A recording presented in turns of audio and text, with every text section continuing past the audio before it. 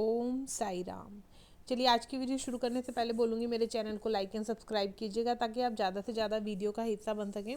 आज एक्चुअली बाबा की किताब पढ़ते पढ़ते एक बहुत ही प्यारी बात आई जो मुझे लगता है मुझे आप लोगों से शेयर करनी चाहिए। कई बार हम सोचते हैं ना कि हमारी लाइफ में हम बाबा को बहुत टाइम से मान रहे हैं या हमें साल भर हो गया पूजा करते हुए, 6 महीने हो गया, बाबा कुछ भी दिखा नहीं रहे हैं, अब हिम्मत हम हारने से लगे हैं, हम टूटने से लगे हैं, बाबा हमारी क्यों नहीं सुनते। मतलब ये क्वेश्चन बहुतों के माइंड में आते होंगे जिनको जो बाबा को मानते हैं और उनकी लाइफ में अगर कुछ नहीं हो रहा है इस समय पे, तो उनके मन में बहुत सारे ख्याल आते होंगे। एक्चुअली ये क्वेश्चन मेरे से आज किसी ने फेसबुक के मैसेंजर पे भी पूछा कि दी हम बहुत टाइम से बाबा की पूजा कर रहे हैं लेकिन कुछ भी दिख नहीं रहा है।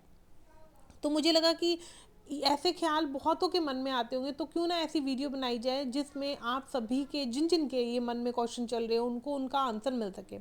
देखिए, क्या होता है कि हमारी लाइफ में हम जैसे अब 6 महीने हो गए, हम बाबा से किसी चीज़ के लिए दुआ मांग रहे हैं और हमें लगने लगता है कि बाबा हमारी नहीं सुन रहे हैं। हम इतने समय से भाव से बाबा के साथ जुड़े हैं, क्यों बाबा नहीं सुन रहे, क्या मुझ में कोई कमी है या मुझसे कोई ऐसी गलती हो गई है जो बाबा हमारी तरफ ध्यान नहीं दे पा रहे हैं। ये जो क्वेश्चन हमारे मन में आते हैं, ये नेचुरल है जो क्वेश्चन हमारे मन में आते हैं, लेकिन इसकी असल वजह क्या है। देखिए, जो पूर्व जन्म में के कुछ कर्म होते हैं जो इस जन्म में आकर हमें किसी से मिलवाते हैं और हम उसके साथ देखो, वो मैरिज का भी एक रिलेशन हो सकता है कि हमें कोई इंसान मिल जाता है जहाँ ऐसे लगता है कि हम अपनी वाइफ के साथ खुश नहीं है, हस्बैंड के साथ खुश नहीं है, या हस्बैंड है वो कहीं चीटिंग कर रहे हैं।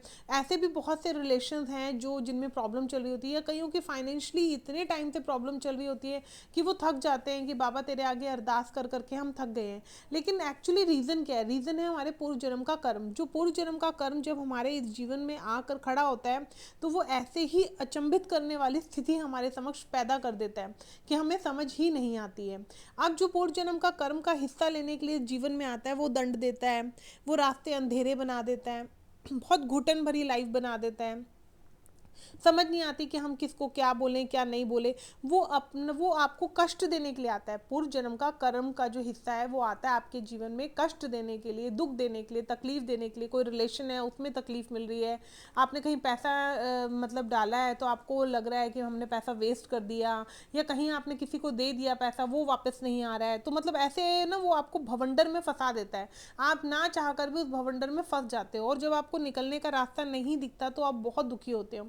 उस टाइम पे देखो क्या होता है, बाबा सिर्फ अपने भक्त के ऊपर 30%, 70% का बाबा दारमदार अपने ऊपर लेते हैं, लेकिन बाबा आपकी पूजा पाठ आपके कर्म द्वारा वो 30% इकट्ठा करते हैं।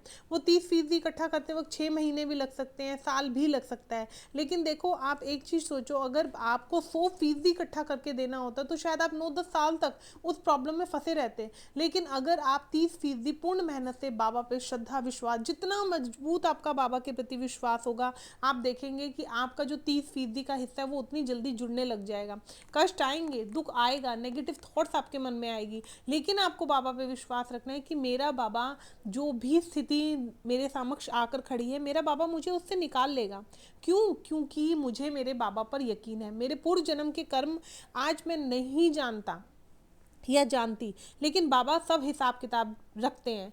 तो जब आप बाबा के प्रति इस भाव से जुड़ेंगे, अपना कर्म भी निश्चित रूप से कर रहे हैं, पाठ पूजा कर रहे हैं, बाबा के प्रति भाव रख रहे हैं, जैसे ही 30% आपका जुड़कर जिस दिन पूरा हो जाएगा उस दिन बाबा अपनी पोटली में से 70% निकाल कर उस कर्म रूपी व्यक्ति को जो आपसे हिसाब मांगता है, आपको कष्ट देता है, उसको हिसाब पकड़ाएंगे और कहेंगे अब तू यहाँ से चला जा।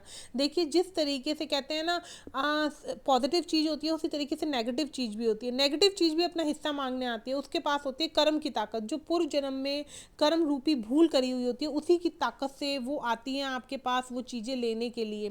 तो उनको उनका हिसाब किताब देना होता है। ये हिसाब किताब रखना हमारे बस की बात नहीं है, ये सिर्फ बाबा ही रख सकते हैं। तो आपको अपने ईश्वर के प्रति विश्वास रखना चाहिए कि वो जरूर हमारे जीवन में शीघ्र अतिशीघ्र